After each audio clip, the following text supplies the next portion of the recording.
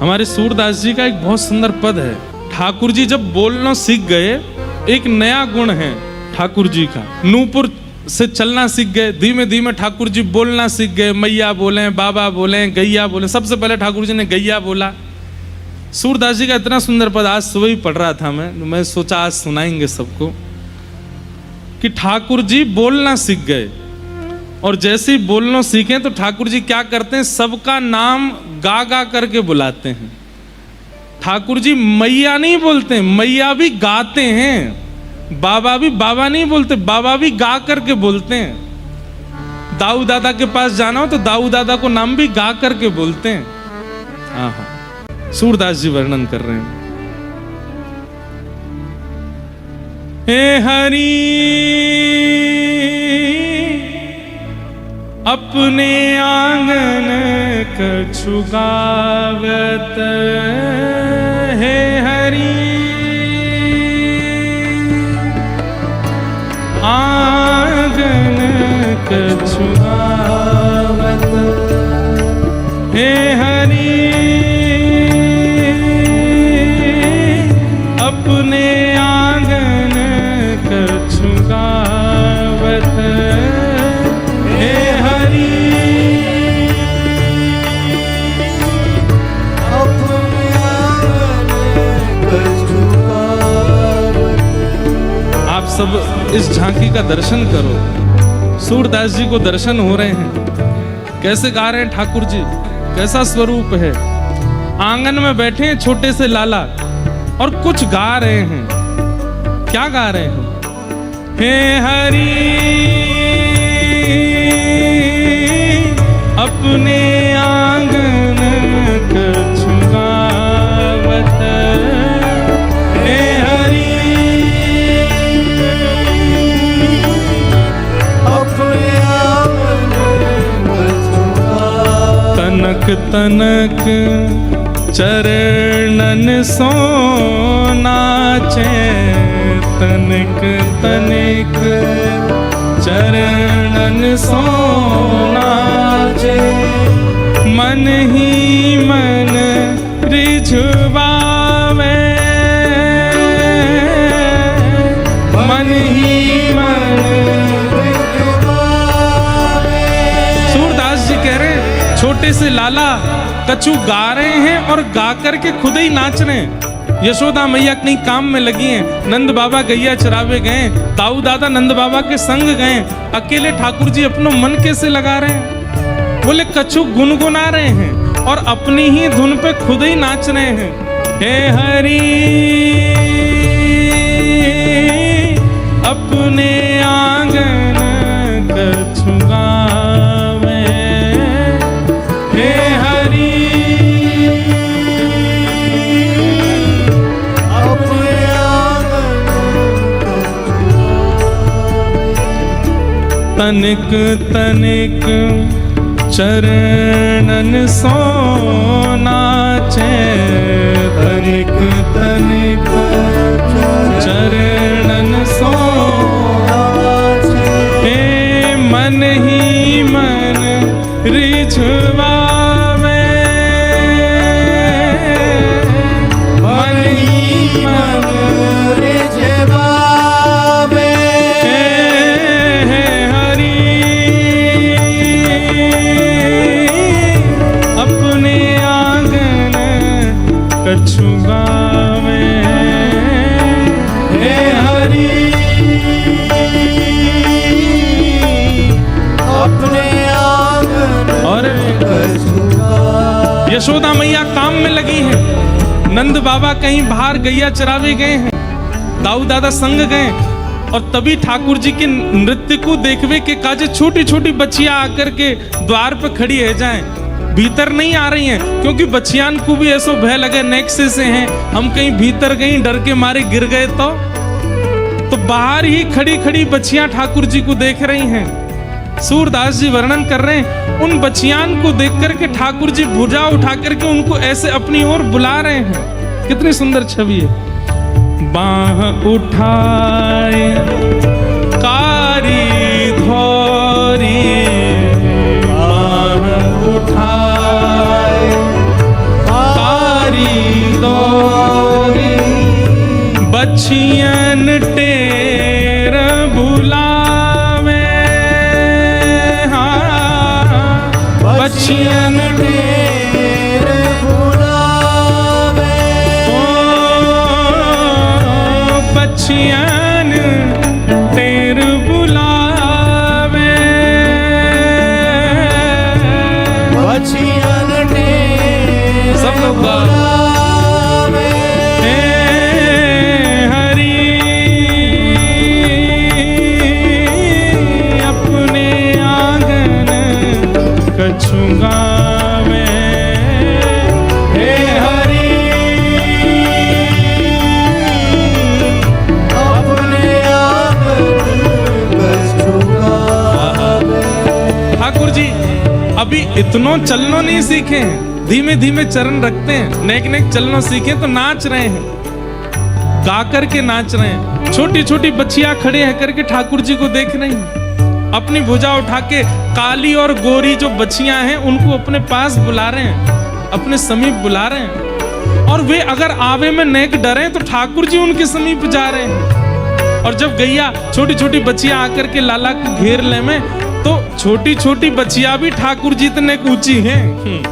और ठाकुर जी कभी उनके कान पकड़े, कभी उनके गरे पकड़े, कभी उनको हृदय से लगावे। सूरदास जी इस भाव का दर्शन कर। और कबहू क बाबा नंद पुकारे, कबहू क बाबा, हमारे साथ गाइए सब लोग। कबहू क बाबा नंद पुकारे, कबहू क बाबा नंद पुकारे, कबहू क घर में आवे, कबहू क घर में आवे। क्या भाव वर्णन कर रहे हैं?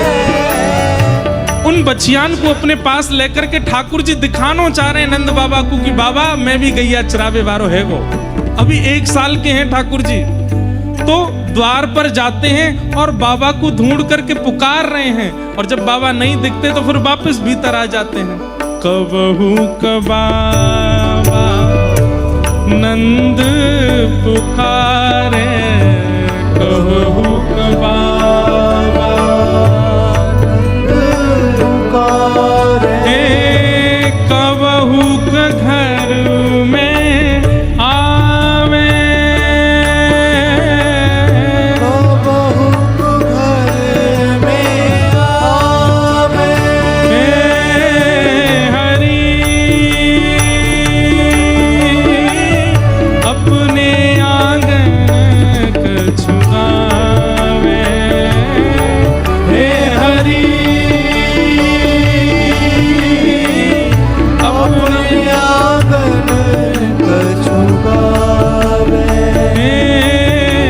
हरि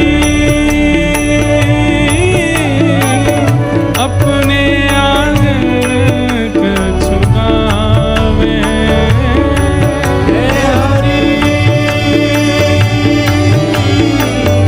अपने आंगन कछु गावे। बंधुओं खुले नेत्रों से इस पद को मत सुनिए, यहाँ तो नेत्र बंद करके अनुभव कीजिए ठाकुर जी का। छोटे से लाला हैं, नेक्सी सी कॉपीन पहन रखी है बस कमर पे, और कुछ नहीं पहना है। गदमदरा से हाथ हैं, गदमदरा से पांव हैं, गले में केवल एक मोती की माला है। घुंघराले केश हैं और ऊपर कुछ केशों की गूंथ बना करके मैया ने मोती से बांध रखे हैं, और बीच में केवल एक मोर पंख लगा है। बड़े बड़े कमल जैसे नेत्र हैं, नीलांबर हैं ठाकुर जी, और एक हाथ में गोरी बछिया और एक हाथ में धौरी बछिया को लेकर के ठाकुर जी आंगन में कछु गा रहे हैं। कहाँ गा रहे हैं कोई समझ नहीं आ रहा, बस कछु गा रहे हैं और नाच रहे हैं। थोड़ी देर ऐसी लीला करने के बाद ठाकुर जी के मन में कौतुक हुआ कि अब और कहाँ करूं। तो यशोदा मैया अपने काम में गई है, तो लाला के काजे नेक सो लोना मक्खन एक मट्टी के पात्र में धर के गई है किनारे पे। लाला को भूख लगेगी तो मक्खन खाए लेगो। अब ठाकुर जी को तो पेट भरो भयो है, लेकिन ठाकुर जी सोचे ये बचिया बचिया आई हैं, इनको कछु खवाए दूं, लेकिन हाथ में मक्खन लेके ना पवा रहे हैं, तो कैसे पवा रहे हैं? सुनिए सूरदास जी की वाणी। माखन तनक आपने कर ले, माखन तनक ले आपने कर ले, माखन तनक आपने कर ले, माखन तनक आपने और तनक बदन पे लगावे, तनक बदन पे लगावे, अपने भुजा पे, अपनी कमर पे, अपने कंधा पे, सब जगह मक्खन लगा लें और बचियान के बीच में जाके बैठ जाएं। अब बचिया अपनी जीभ निकाल के कभी लाला को यहाँ से चाट रही है, कभी यहाँ से चाट रही है, कभी कमर पे, और जब गैया वो बचिया जीभ निकाल के चाटे तो नेक्स्ट से ठाकुर जी कभी गिर जावे, कभी पड़ जावे, जोर जोर से हंसें और बचियान को अपने अंक में भर ले में। और ये सुख ठाकुर जी कर रहे हैं, एकांत में सुख ले रहे हैं। सूरदास जी वर्णन कर रहे हैं, ठाकुर जी अपने प्रतिबिंब से बहुत प्रेम करते हैं। ध्यान से सुनिएगा। लाल जी ने 1 साल तक तो अपना प्रतिबिंब देखा नहीं, शीशे में खुद को देखा नहीं, और 1 साल बाद जब एक दिन ठाकुर जी ने अपने आप को शीशे में देखा, तब से ठाकुर जी कछु भी क्रिया करेंगे वह शीशा के सामने जाके ही करें। क्यों? इसका प्रकट अर्थ तो यह है कि लाला अपने प्रतिबिंब को देख करके खुश है रहे है, लेकिन इसका प्रकट अर्थ यह है कि प्रतिबिंब में जो स्वरूप है वो किशोरी जी हैं, प्रतिबिंब का जो स्वरूप है वो श्री लाडली जी हैं। तो कोई भी लीला करते हैं ठाकुर जी प्रतिबिंब के सामने चले जाते हैं। आहा, दोनों बचियान को लेकर के अब ठाकुर जी वह खंभ के पास गए हैं जहां प्रतिबिंब लगो भयो है, और सूरदास जी कह रहे हैं, कबहू कचिते प्रतिबिंब खंभ में, कबहू कचिते प्रतिबिंब खंभ में, कबहू कचिते प्रतिबिंब खंभ में, कबहू कचिते प्रतिबिंब खंभ। और जो माखन अपने अंग पे लगायो, बचियान को खवायो, स्वयं खायो, नेक्स्ट सो माखन अपने हाथ में लेके जामे और अपने खंभ में दिखवे वाले प्रतिबिंब के मुखमंडल पे वह मक्खन को लगामे। आहा, कबहू कचिते प्रतिबिंब खंभ में, कबहू कचिते प्रतिबिंब खंभ में, माखन लिए खवावे, माखन लिए खवावे, हरि अपने आंगन कछु गावे, हे हरि अपने आंगन कछु गावे, हे हरि अपने आंगन कछु गावे, हे हरि अपने आंगन कछु गावे। और इतने में ही यशोदा जी वहां आ गई। और यशोदा जी कहाँ देख रही हैं? नेक्स्ट सो लाला नीचे बैठो खंबा के पास, दोनों पांव आगे करके बैठो है, और वहां दोनों बच्चियां भी लेटी भई हैं। दोनों उनके सिर के ऊपर गर्दन पे ऐसे हाथ डाल करके लाला अपने ही प्रतिबिंब से बात कर रहा है। अभी बोलना अच्छे से आवे ना है, बस कछु बोल रहे हैं, कहा बोल रहे हैं ये खुद को भी नहीं पता।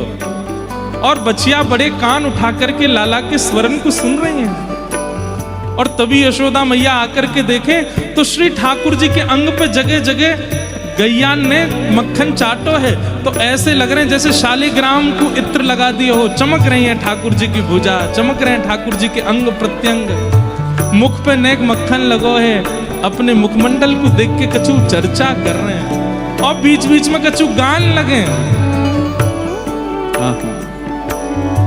दूर देखत जसुमती यह लीला, दूर देखत यशुमती यह लीला, हर्ष आनंद बढ़ावे, हर्ष आनंद बढ़ावे। हे सूर श्याम के बाल चरित नित, सूर श्याम के बाल चरित, हे सूर दास नित बाल चरित के, सूर दास नित बाल चरित, हाँ नित ही देखत भावे, नित ही देखत भावे। हे हरि अपने आंगन कछु गावे, हे हरि अपने आंगन कछु गावे, हे हरि अपने आंगन कछु गावे, हे हरि अपने आंगन कछु गावे। बाह उठाए कारी धौरी, बाह उठाए कारी धौरी, हे गैयन तेर बुलावे, गैया तेरे बुलावे, बछिया टेर बुलावे, बछिया तेरे बुलावे, हे हरि अपने आंगन कछु गावे, हे हरि अपने आंगन कछु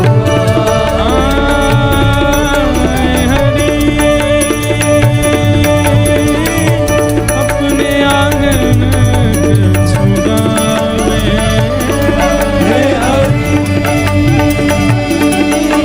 बोल बाल कृष्ण लाल की, नंद के लाला की, यशोदा नंदन भगवान की जय, जय श्री राम।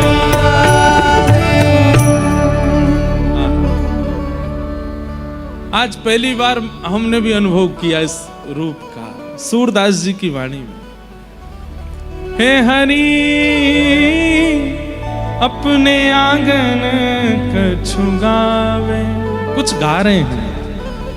तनक तनक चरणन सो नाचे, मन ही मन रिझवावे। मतलब छोटे छोटे चरणों से नाच रहे हैं गा करके, और खुद ही खुद पे प्रसन्न हो रहे हैं। मन ही मन रिझवावे, कोई और प्रशंसा करे उसकी अब कामना नहीं है, खुद ही खुश हो रहे हैं अपने आप ही।